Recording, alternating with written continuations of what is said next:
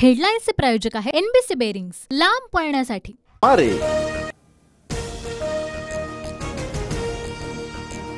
मनोज जरांगे भांबेरी गावातून अंतरवाली सराटीमध्ये परतले। संचारबंदीमुळे माघारी फिरण्याचा निर्णय, मात्र फडणवीसांच्या सागर बंगल्यावर जाण्यावर ठाम। फडणवीसांनी रात्री बंदुकीचा फोटो टाकला। हा प्रयोग रात्रीच होणार होता। मला सागर बंगल्यावर बोलावलं पण दारं लावून घेतली। जरांगेंची फडणवीसांवर खोचक टीका।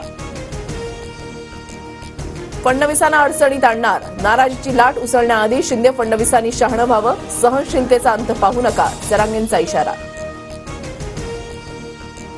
जरांगेंच्या 3 सहकाऱ्यांसह 209 मराठा आंदोलकांवर गुन्हा दाखल। जमावबंदी आदेशाचं उल्लंघन केल्याप्रकरणी कारवाई।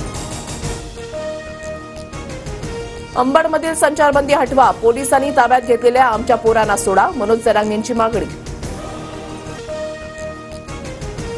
जरांगे बारामतीची तुतारी, जरांगे पाटलांच्या फडणवीसांवरील आरोपानंतर आमदार प्रसाद लाड आक्रमक।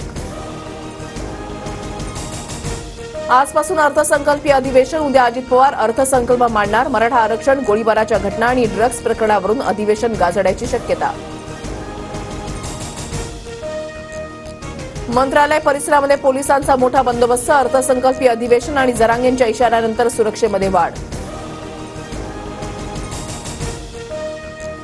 बारामतीत नणंदविरुद्ध भावजाई संघर्ष वाढला। मी मेरिटवर मतं मागते, सदानंद सुळेंना मतं मागायला फिरवत नाही। सुप्रिया सुळेंची नाव न घेता अजित पवारांसह सुनेत्रा पवारांवर टीका।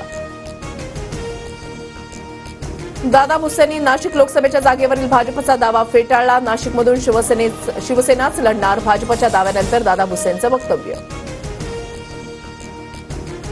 उद्यापर्यंत जागा वाटपाबाबत तपशील कळवा, वंचितच्या प्रदेशाध्यक्षा रेखा ठाकूर यांचं उद्धव ठाकरे, शरद पवार आणि मल्लिकार्जुन खरगेंना पत्र।